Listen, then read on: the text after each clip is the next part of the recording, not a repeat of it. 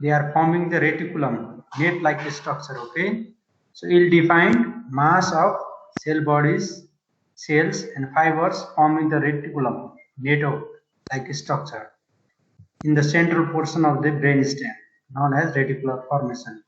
So they are ill-defined, but basically they consist of cell, nerve cells and cell bodies, means nucleus. Okay, the nucleus are cranial, sensory and motor nerve nucleus, and also they are also the relay cells of these ascending and descending motor systems. Okay, this ascending and descending or descending, this is the ascending fibers. Okay, ascending is sensory fibers.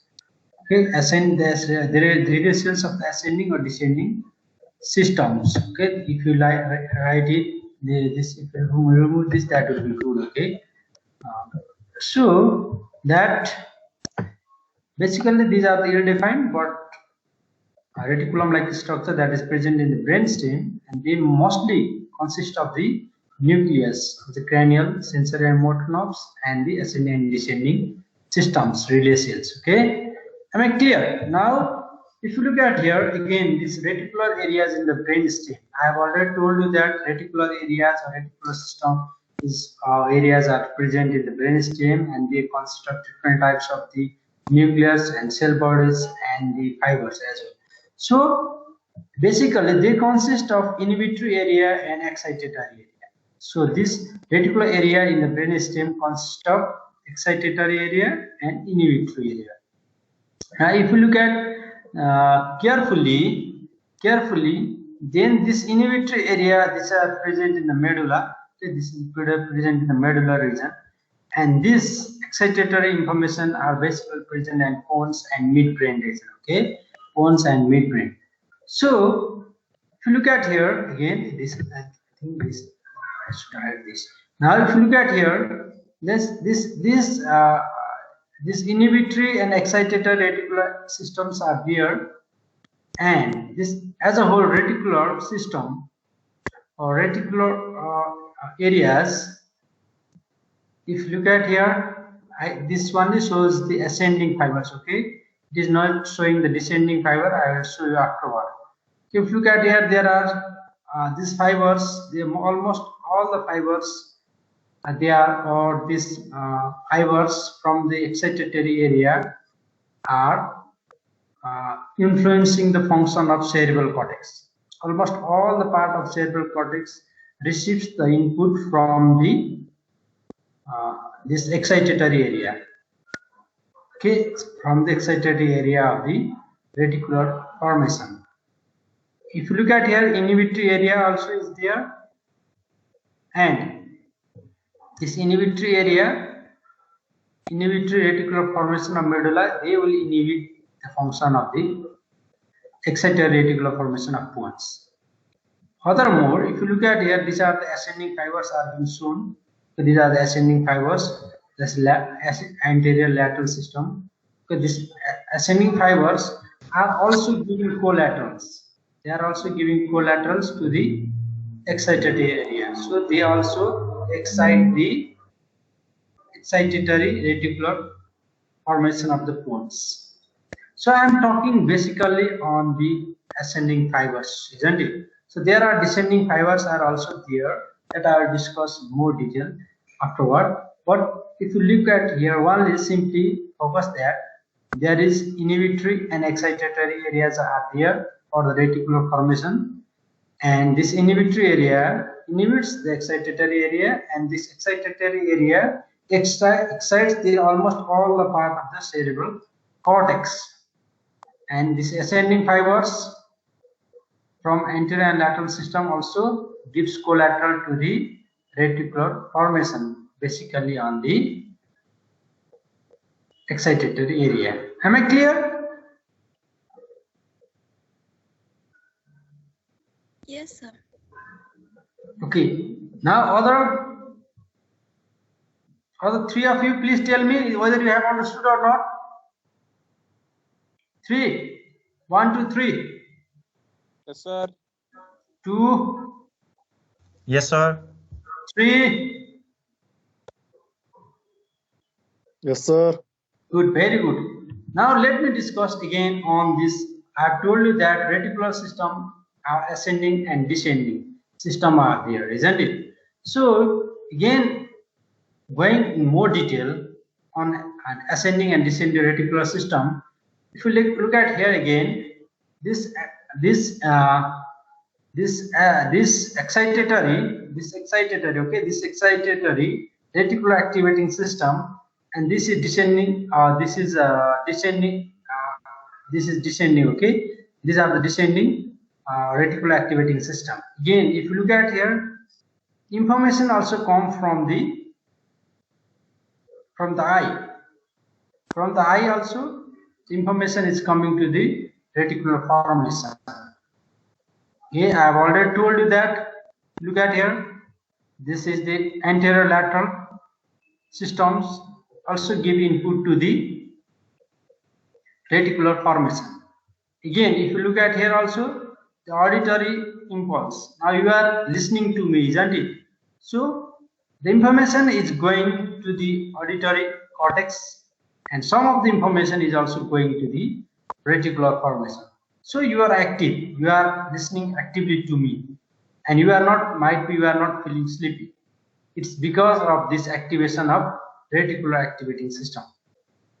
Am I clear? And your eyes are open, isn't it? So if you close your eyes also, then what will happen? This reticular activating system will be deactivated, isn't it? Somehow. So it may cause sleep to you. I will discuss more detail, but look at here, this reticular formation. In the reticular formation, it gets the information from the eye, this from the ear, as well as from the this touch, pain, and temperature sensation or anterolateral system. Okay, am I clear? Yes, sir. Now again, this from the reticular system, this whole reticular system is there, and from the reticular system, some of the fibers are going upward or ascending, and they excite almost all the part of cerebral cortex, and some of the fibers from the reticular system, they are also descending. What are their roles? Actually, these red ones, okay, these red ones are the reticulospinal tracts. Okay, these are the reticulospinal tracts. These are the descending reticular system is reticulospinal tract, and this is the ascending one is there. So this is ascending reticular system, and they excites, and what this one, this depending upon from where this reticulospinal tract get origin, either they will inhibit or they will excite the gamma motor neuron. Okay, that I will discuss on. What you should be knowing that there is ascending and descending, and this reticular activity or reticular system is influenced by information from eye, from ear, and from the sensation, somatic sensation also. Now I am discussing on more detail on activating reticular activating system in the brain stem. Reticular activating system means that is the ascending reticular system. Okay, this reticular activating inputs get inputs from various stimulus like ascending, descending, limbic, and suprachiasmatic nucleus. So if you look at here again, this reticular activating system is a reticular activating system. Reticular activating system, it is getting information that is from here, like that. Okay, and from the eye, some of the information, actually this is the hippocampus, this is the hypothalamus is there. Okay, hypothalamus is there, and from the hypothalamus suprachiasmatic nucleus, the information is going to the reticular activating system. So these are the various information that is going on. So if there is day or night, that will I will detect, and the information will go to the go on the this nucleus, suprachiasmatic nucleus, that is present on the hypothalamus. Okay, suprachiasmatic nucleus. This is called circadian rhythm. Okay, circadian rhythm, day and night. During day we will not feel sleepy, but during night time we feel sleepy. So this is involved in circadian rhythm. So suprachiasmatic nucleus, that I will also discuss on suprachiasmatic nucleus when I discuss on hypothalamus. But you should be knowing that these are from various areas. This reticular activating system get input. So when there is PN itself, while there is PN, suppose if there is PN, then what is happening there? Then the fiber, some of the fiber also goes to the reticular activating system, isn't it? So when there is pain, then what will happen? Ultimately, isn't it? So you cannot feel sleep. This is the mechanism, because this information is activating the reticular activating system. Okay. Now again, if there is noise also, if there is too much noise is there, then again this reticular activating system get activated. You can sleep. So if there is not too much light is there, then also you cannot feel sleepy because of the activation of this reticular activating system. Now again, now I am discussing on function of reticular system, that I have already discussed you that this ascending reticular system, they are basically, this shows, this I have already in relation to the sleep I have told you, isn't it? This ascending reticular system activates almost all the part of the cerebral cortex, so you cannot sleep. Now as other descending, now I am going to more detail on the ascending and then descending. Now look at here, ascending reticular system through the intralaminar nucleus. What is that intralaminar nucleus? Okay, this is the one of the nucleus of the thalamus. Okay, there are different nucleus present in the thalamus. That will be taught by Dr. Smithy, or it has been taught in the anatomy. I do not know, but one of the nucleus of thalamus is intralaminar nucleus. So from this nucleus, from this this reticular activating system, the information will go to the thalamus, and from thalamus, then it will go to the wide area of the cerebral cortex. So depending upon whether this is stimulated, or depending upon these fibers are stimulated or deactivated, depending upon their sleep or wakefulness of the individual is there. So if you look at here, from this activating system, from the reticular activating system, that is ascending fibers, they are going to this thalamus. The area of the thalamus here is nucleus, is interlaminar nucleus, and from there the information is projecting to different parts of the cerebral cortex. Now if you look at here again, then some of the fibers, if you look at here, these are the different fibers I have shown you, isn't it? This is the common general I have shown you, isn't it? This is the different fibers. Depending upon which fibers is activated, whether that is serotonergic or cholinergic or adrenergic, okay, depending upon that, we will be having slow wave sleep or deep sleep. What is that? I will discuss on next slide, okay, or after few slides I am discussing them. So one function of reticular formation.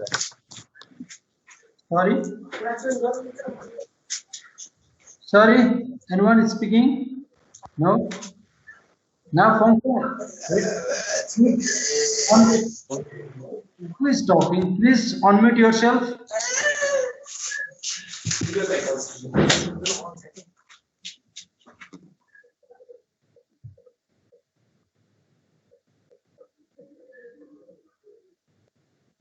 Milan, Gautam, please unmute yourself, okay? We are getting disturbance from you. Now, if you look at here, this reticular system, there are ascending and descending. I am talking on the ascending. So this ascending are involved in sleep wave cycle, and depending upon which neurons are activated, you will be in REM sleep or you will be in non-REM sleep. And this non-REM sleep, the serotonergic neurons are activated, but in REM sleep, cholinergic and adrenergic neurons that release acetylcholine and non-epinephrine are activated. Okay. So function of reticular system. Now I am discussing on descending reticular system. So this is for the ascending. They are involved in the sleep-wake cycle, and depending upon which neurons are activated, there will be different types of sleep. Now descending. So descending, if you look at here, I've told you that. Again, look at here. I've told you that this is excitatory and this is inhibitory, isn't it? Reticular formation. Excitatory present on cones inhibitory present on the medulla. Some of the fiber from here, okay, from here they are also going up. This is not shown over here. It is not shown over here. Only the descending fibers are shown. Okay, only the descending fibers are shown. Okay, am I clear? Now, if you look at here, now again the ascending fibers are not shown over here. Okay, only the descending fibers are shown, and from descending fiber they will modulate the muscle tone. Okay, they will modulate the muscle tone. So the descending fibers of the reticular formations are this reticulospinal tract and this reticulospinal tract. One is from pons and another from the medulla. So from the pons, the pontine reticular spinal fibers or tracts excites the gamma motor neuron, but medullary reticulospinal fibers or tracts, they will cause the inhibition of the alpha motor neuron. So they will depending upon which one is activated, which one is deactivated, depending upon that they will modulate the muscle too. Okay, am I clear? In this gamma motor neuron innervates the, do you know gamma motor neuron? It innervates the intrafusal fiber. They are the motor neurons to the intrafusal fiber at the pole region, at the polar region of the muscle spindle or the intrafusal fibers, or the at the polar region of the intrafusal fiber. This gamma motor neurons innervates. So descending, I have already told you. Now this is the modulates the muscle tone depending upon which type of this reticular formation, that is from the pons or the medulla, that is reticulospinal fibers or tracts. They will modulate the muscle tone, activate or inhibit the function of gamma motor neuron. Am I clear? Yes, sir. Now, if you look at here also, there's then again, this is from this excitatory reticular formation in which they are also getting the information. Okay, excitatory information from the cortex also. Okay, they are getting the input from different areas. Okay, they are getting the information from different areas. That just I have told you in the previous slide also. Now let me discuss on some of the neurons. Okay. Related to sleep. I have told you that these are the reticular formation. Okay, this is the reticular formation, and there are different types in relation to ascending system, in relation to sleep wave cycle. I am discussing again on this. Okay, now if you look at here, what is there is that again, okay, this again. In relation to sleep, okay, I have told you that depending upon which type of neurons are activated, ascending, there will be sleep, either slow, that is random or non-random sleep is there. What is that random and random? I will discuss when I will discuss on sleep. Now these are the neurons. If you look at here, raphe nucleus. This is raphe nucleus. These are present in the brain stem. Okay, this is the raphe nucleus. They are present on the brain stem itself. And from the raphe nucleus, these are the raphe nucleus, they are ascending. If you look at here, and there are some of the raphe nucleus, they are also being descending also. These descending fibers are there. And these serotonic neurons. So the question can be asked in the viva like that: which neurons or the nuclei releases the serotonin? Then you should tell that this is the raphe nucleus that will release the serotonin in the sleep. Again, in relation to cholinergic adrenergic neuron, role in the sleep. If you look at here, this neurons, locus coeruleus, again, this is present in the brain stem itself. Okay, they will release the non-epinephrine, and you can see they are different. They are projecting to different parts of the brain, and even they are descending down.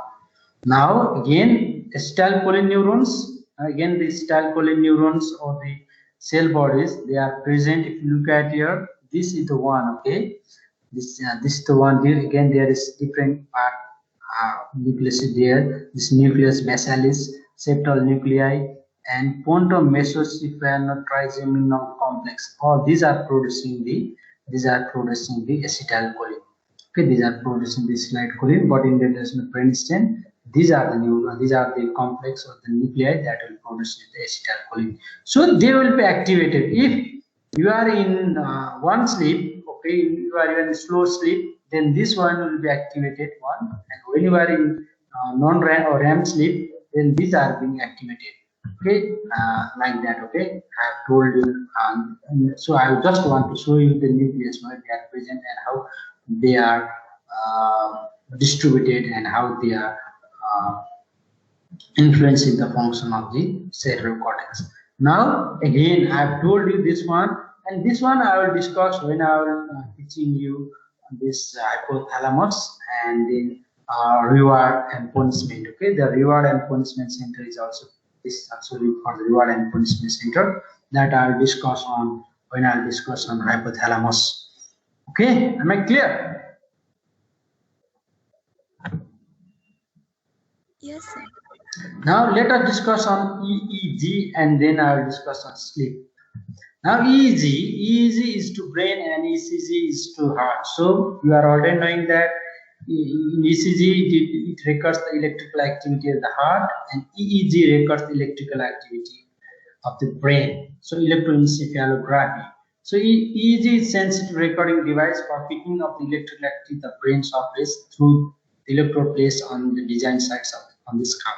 So you are already knowing that, and they will record, actually they will record or measures the summation of the dendritic postsynaptic potential rather than action potential. So this is the most important thing. So this is the summation. This is the summation of the potential that is present on the dendritic postsynapse. Okay, or this is the electrical activity they will pick that is there in the dendrites, or the postsynaptic potential changes going on there, and they will pick that potential on the dendritic postsynaptic side. If you look at here again, these are the waves. Now if you look at here, from these dendrites or the postsynaptic places, the information is going on. Okay, and the to and fro information is going on, and they will measure this electrical activity that's present on the dendritic potentials. Okay, they are summation of the dendritic potential. Now again, if you look at here, there are different types of the waves seen in the EEG. So there can be alpha wave, there is beta wave, and delta and theta wave is there. Okay, if you look at here, alpha wave, this is the alpha, this is the frequency, and this for the beta, this is the frequency, like that. Okay, delta wave, this is the frequency, and this is beta, this is the frequency is there.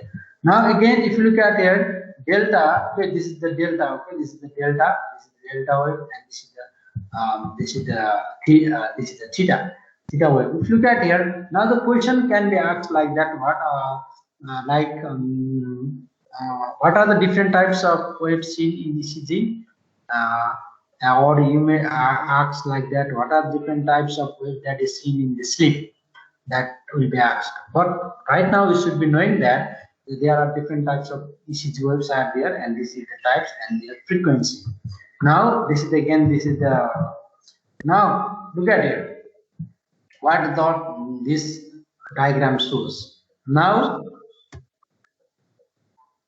EEG, okay, these are the electrodes that are there are the different place for the scalp, the electrode are being placed. Okay, now suppose you are in awake and resting condition, isn't it? Right now, if I want to take your ECG, suppose right now if I want to take your ECG, then you will be the wave that will be seen in the EEG. Sorry, EEG will be beta wave. Beta wave. Why?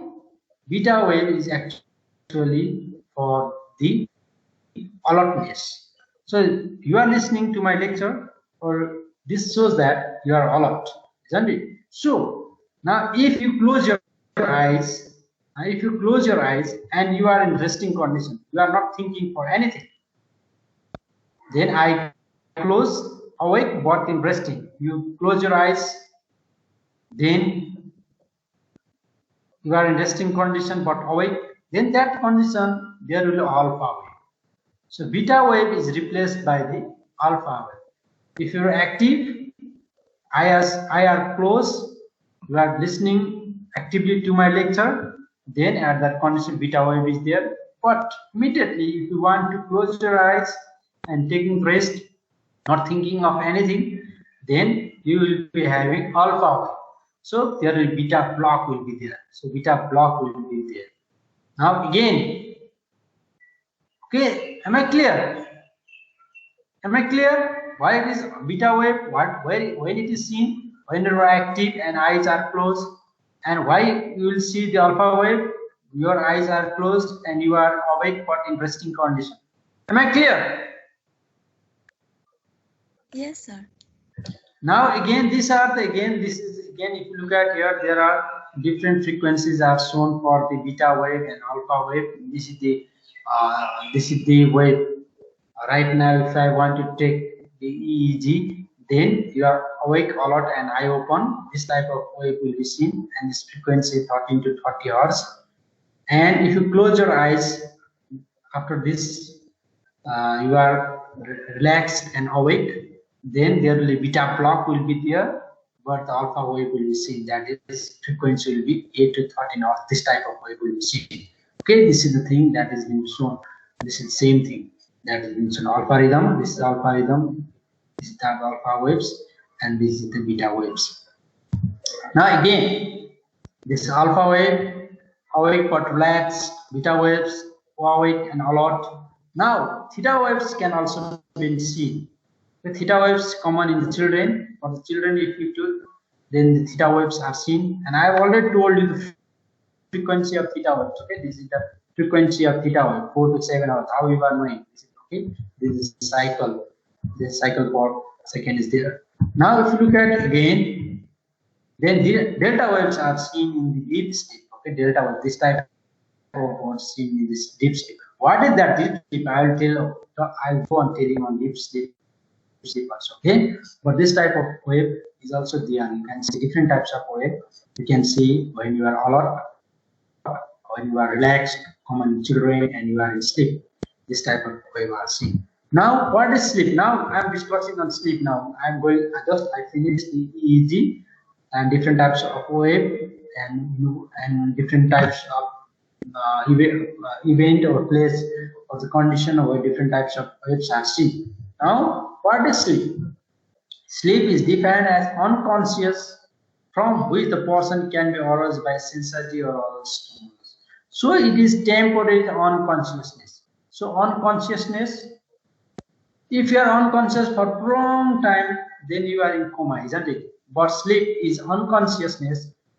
But if any stimulus or the stimulus is given like that, you are sleeping, then someone call you with loud noise, then this is going to stimulate the reticular system and your cerebral cortex are being activated and you will get aroused, isn't it? Suppose if anyone gives you pins or like that, if anyone give you pins, then what will again happen? Then again this reticular activating system, ascending reticular activating system will be activated, and that also cause you to arouse.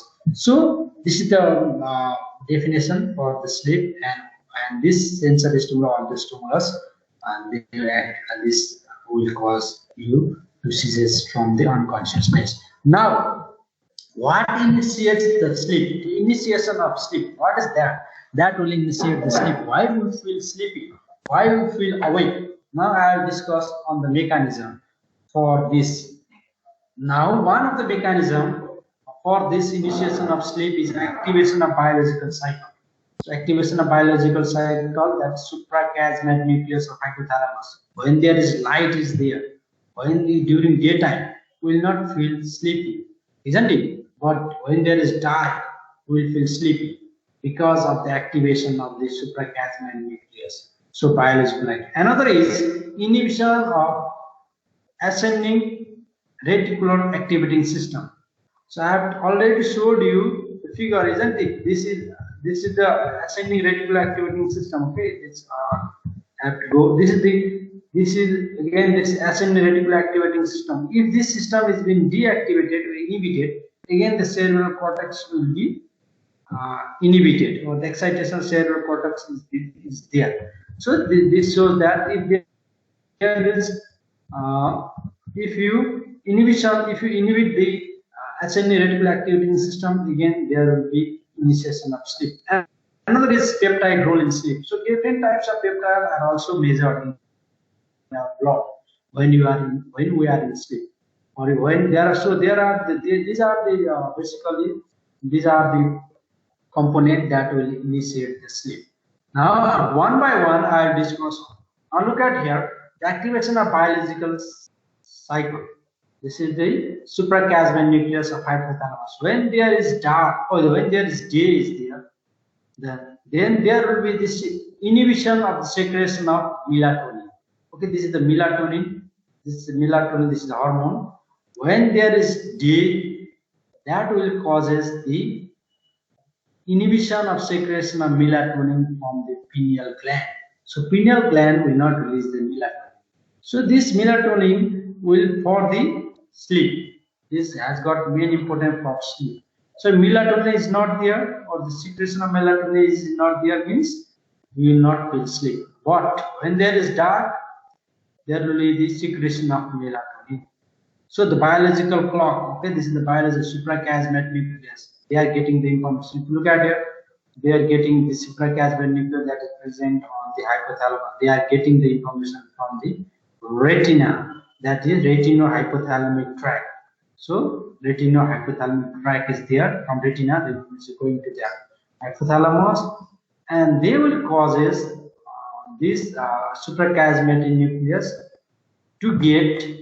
Now look at it. When there is light is there, then through this reticulo-hypothalamic tract, the information is going to suprachiasmatic nucleus, this biological clock, and this suprachiasmatic nucleus releases the GABA, and they will inhibit this nucleus. Again, one nucleus is there, hypothalamic ventricular nucleus, PVN. Now, when this PVN is being released, then the melatonin secretion, then again this melatonin secretion from the pineal gland will be inhibited. So melatonin secretion will not be there. When there is no light, there is no inhibition, melatonin secretion from the pineal gland will occur, and that will promote the sleep. Am I clear? Am I clear? Sorry, actually very one thing now. So basically, when there is day is there, secretion of melatonin from this pineal gland is not there. When there is night is there, the stimulation of secretion of melatonin is there. This is the mechanism. When there is light, this is the network. This is being shown. If you look at a reticular hypothalamic tract, is there. This reticular hypothalamic from the information will go to the suprachiasmatic nucleus, and the suprachiasmatic nucleus causes the inhibition of this nucleus. When there is light, they will cause the inhibition of this. When this one is inhibited, then if you look at here this chart, then there is no stimulation of pineal gland to release the melatonin. Okay, when there is no light, there is no inhibition, and there means there is release of the melatonin. Am I clear? Yes, sir. This is the one of the mechanisms that I have told you. Now again, there is the inhibition of the ascending reticular activating system. That I have already told you that there is descending, there is ascending and descending here. Now basically I am talking on the ascending for its role on the sleep. Descending is for the modulation of the muscle tone. Now if you look at it, ascending, that I have told you this excitatory area, this inhibitory area is there. Now, by any means, okay, by any means, if there is inhibition of this excitatory reticular formation of pons, then what will happen? This is reticular activating system of the pons. If this get inhibited, then what will happen? they will excite the cerebral cortex or they will not excite the cerebral cortex. If the information is not going from the excitatory reticular formation to the cortex, if this information is not going. Another, anyone can tell me? Inhibition of, this is the inhibition of ascending reticular activating system. If the information is not going from this excitatory area to the cerebral cortex, then what will happen? Cerebral cortex will be active or cerebral cortex will not be active? It will not be active. Okay, so if the cerebral cortex is not active, means you will feel sleepy. Okay, you will feel sleepy. If there is excitation of this inhibitory area, this is present on the medulla, if this has been activated by, okay, then what will happen? They will also cause the deactivation of this excitatory reticular formation of the cones, so the no information is going to the cortex.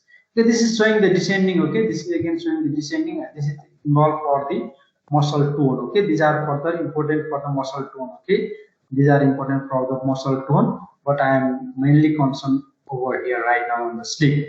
So if there is inhibition of this system, this one, then the information is not going to the cerebral cortex. Means this causes the you feel sleep. Okay, am I clear? Yes, sir. Now another is peptide role in sleep. So if you look at here, scientists has done research and they have tested one of the peptide that is present on the cerebrospinal fluid. Okay, so they found that in the awake animal, when they is not sleeping, the neuramine peptide accumulates in the cerebrospinal fluid of the awake animal. So if this peptide is shows that this peptide is responsible for animal to be awake. Similarly, orexin and hypoprotein role in arousal and awakeness is also there. So orexin and hypoprotein is also this protein. They have also role in the arousal and wakefulness. What is that? Look at here. This narcolepsy associated with few hypoprotein orexin producing neuron in the hypothalamus. So narcolepsy patient, okay, person will having fewer cells, neuron that will produce the hypoprotein or orexin. So means that this hypoprotein and orexin is responsible for arousal and wakefulness, isn't it? Because this narcolepsy, the patient is having only the fewer neurons that will produce the hypoprotein or orexin. Similarly, the person in insomnia related with the abnormal regulation of corticorealising, this CRS, corticotropin releasing hormone. So insomnia, again, this is associated with sleep disorder. So they also have got abnormal regulation of the corticotropin releasing hormone. So this protein, and this protein, they are involved in wakefulness and arousal of the individuals. And you can find this hypoprotein and this CRS, they are having role in the narcolepsy and the insomnia respectively. Am I clear? Yes, sir. Now let me discuss on different types of sleep.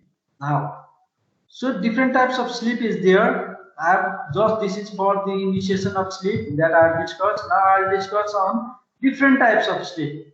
One is slow wave sleep, another is rapid eye movement sleep, or this one can be REM sleep and non-REM sleep. So there are two types of the sleep, REM sleep and non-REM sleep. I have already told you that slow wave sleep of non-random eye movement. Okay, this is non-random eye movement sleep.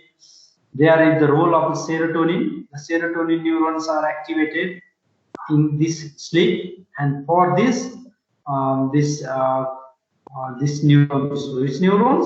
Which neurons? Can you tell me? They are or this neurotransmitter is having more role on this rapid eye movement sleep. Anyone can tell me. Anyone? Ajun? Acetylcholine and non-epinephrine. So I have also showed you in the figure as well, isn't it? The location of the neurons or the cell bodies of the neuron. Now look at it. Normally, sleep always begins with non-REM sleep. So when you go on sleeping, then always non-REM sleep will come first. Then REM sleep will come. What is that REM sleep? What is the non-REM sleep? No, this is random eye movement sleep. So when the person is sleeping, then when the person feels sleep, then if you slightly open their eyes during this non-REM sleep, then there is no movement of eyeballs there. But after 90 to 30 minutes of non-REM sleep, if you see or the movement of the eyeball of the individual, then there will be movement of eyeball is there. So rapid eye movement will be there in the non-REM sleep. So you might have noticed those who have got slightly open eyes, you can see that there is the movement of eyeball is going on.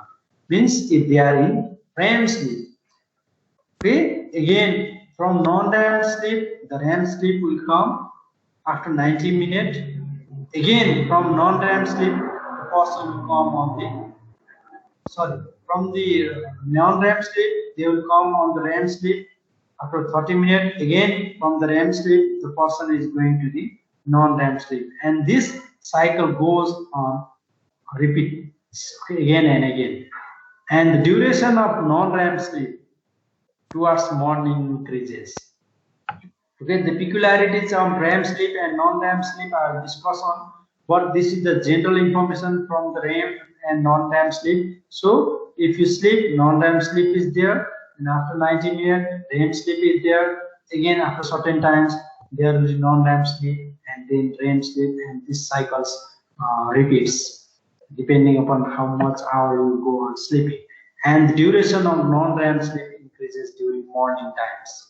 Okay, so another important, if you look at here again, normal sleep cycle at various ages. Now I want to simply see on the REM sleep. Okay, these are the REM sleep. Red one is for the REM sleep.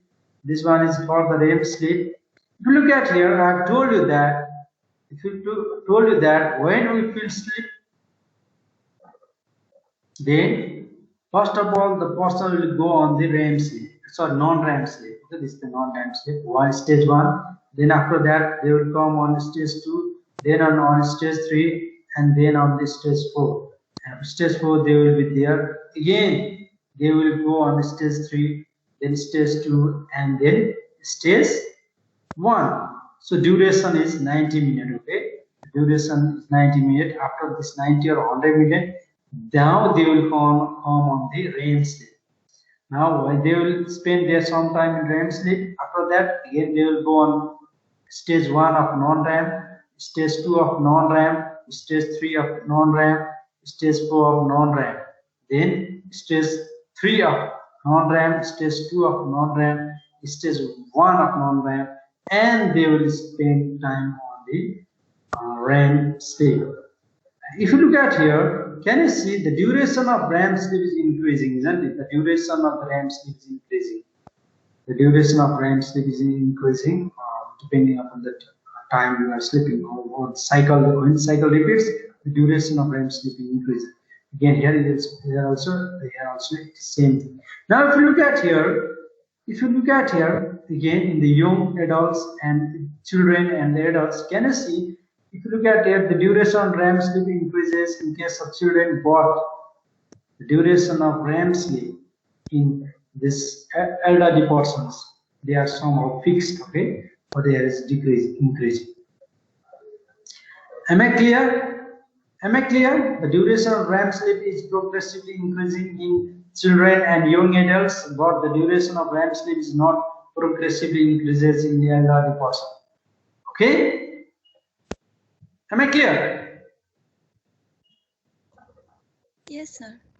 Now, again, I have told you that in non-REM sleep, there are 4 stages are there. Just I have showed you stage 1, stage 2, stage 3, and stage 4. Then the person will come on stage 3, stage 2, stage 1, then REM sleep. Okay, if you look at here, this is the this hormone there, isn't it? Now this non-REM, there are 4 stages. Stage 1 is called light sleep. This stage 1 sleep, this is stage 1 sleep, it's called light sleep. Stage 2 is called true sleep. Stage 3 and 4 is called deep sleep. So this is the thing that you should be knowing. This is the stage 1, stage 2, stage 3 and 4. So they have also given 2 different names, like non-REM sleep has got 4 stages, 1, 2, 3 and 4, and they have got different names. Now if you look at here again, EEG shows decrease in brain wave frequency and muscle tone goes on decreasing, rapid eye movement is absent. So these are the features of the non-REM sleep. Stage 1, stage 2 and stage 3. From stage 1, stage 2, stage 3 and 4, the frequency of brain wave goes on decreasing, the muscle tone is also decreasing, and the eyeball movement is absent. There is no movement of eyeball in the non-REM sleep. Now again, this is the wave that is being shown. In this stage 1, this is light sleep, this is the light sleep, true sleep, this is the deep sleep. Deep sleep, this is stage 3 and stage 4. Stage 1, the frequency, this is, if you look at here, there is theta wave is seen in stage 1. Stage 2, this type of frequency will be seen. Brain wave, okay, these are the brain waves. They consist of sleep spindle and K complex. These are the sleep spindle, these are the sleep spindle, and this is the K complex is shown. And stage 3 and 4, there are delta waves are shown. I have already told you the frequency of delta waves and the frequency of theta waves. I have already told you. Okay, so the frequency from here to here is goes on decreasing, and another is that muscle tone is also goes on decreasing from stage 1 to stage 4, and there is the absence of the eyeball movement is there. Now this is another figure same. Okay. Now if you look at here, again, if you look at here, EEG. Now you get EEG, EMG, and EOG. EEG means brain waves, EMG means for the muscle tone, and this is for the eyeball movement. This is for the eyeball movement. This is for the brain wave. This is for the brain wave. This is for the EMG is for the muscle tone, and this is for the eyeball movement. Now if you look at here, from stage 1, 2, 3 and 4, the EEG, if you look at here EEG, then stage 1, you can see this type of wave, theta wave, a K complex, sleep spindle, and this one is the delta wave, you can see. So if you look at in the muscle tone, EMG, from the EMG, if you look at here the muscle tone from stage 1 to stage 4, from 1 to 3 it is decreasing, okay? It is decreasing. Frequency is very high here, and it goes on decreasing on. Now again, if you look at here EOG in the eyeball movement, is there very high, but it's from stage 1 to stage 2, there is no movement of eyeball. But in case of the REM sleep, if you look at in the REM sleep, now in the REM sleep that I'll discuss on REM sleep, if you look at the EOG, now there is eyeball movement is shown, isn't it? So that is rapid eye movement is there. This is the eyeball movement is there. This is the tracing, we can see it in the machine. Then again EEG, again we can see this type of waves seen in the EEG. Again here EMG, the muscle tone is completely black. There is total muscle tone is lost in the REM sleep. Again I'll discuss on the REM sleep. I have discussed on the REM sleep, but one by one I will discuss on. Now, if you look at the REM sleep, the time is not 7 minutes is left. Now, this is the another stage of the sleep. This rapid eye movement is present. This is being shown by this figure. This EOG shows that there is rapid eyeball movement is there. Now, and rapid REM sleep gets its name from the characteristic rapid rolling eye movement that occurs during this stage of the sleep and are recorded as on the electrooculogram. Another features of the REM sleep is also called paradoxical sleep. Why? Why is REM sleep is called paradoxical sleep? This is important. Okay, examination they will ask you why REM sleep is called paradoxical sleep. Then, if you look at here, this is in the EEG. These waves are here. When the person is awake, beta wave is seen, isn't it? When the person is awake, beta wave is seen. Here in REM sleep, this is beta wave. This is beta wave. So it is paradoxical or not? Person is sleeping, EEG shows beta waves. Person is sleeping, the beta wave is there as if the person is active. So it is paradoxical sleep. So person is sleeping, despite of that, EEG shows that the brain is active, that is beta wave is there. So this is the important. So EEG shows beta wave, so called paradoxical sleep. Actually, beta wave will be seen when the person is active, isn't it? So when the person is active, beta wave is seen. Despite of that, the person is sleeping, beta wave is seen in the REM sleep. So it is paradoxical. So it is known as paradoxical sleep. Muscle tone is absent. I've showed you already. The muscle tone is absent. You can learn it from the EMG. And another is that this is the deepest sleep. This is the deepest sleep. So deep sleep is the stage 3 and 4 of the non-REM sleep is called. Stage 3 and 4 of the non-REM sleep is called deep sleep, but the deepest sleep, deep of the deepest sleep is the REM sleep. So if anyone asks you in which stage of the sleep it is very difficult to arouse, then the answer will be REM sleep. It is the deepest difficult arousal or difficult to arouse. Another characteristics of REM sleep is there is this ponto-geniculo occipital spikes are also there. Okay, this is there. There is the information from phones to phones to the occipital area is going on. This is also the spikes are also there introduced in the EEG. Am I clear?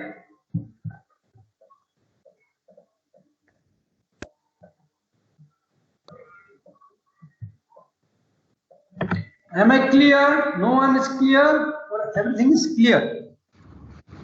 Clear, sir. So the question can be asked like differentiate between REM and non-REM sleep.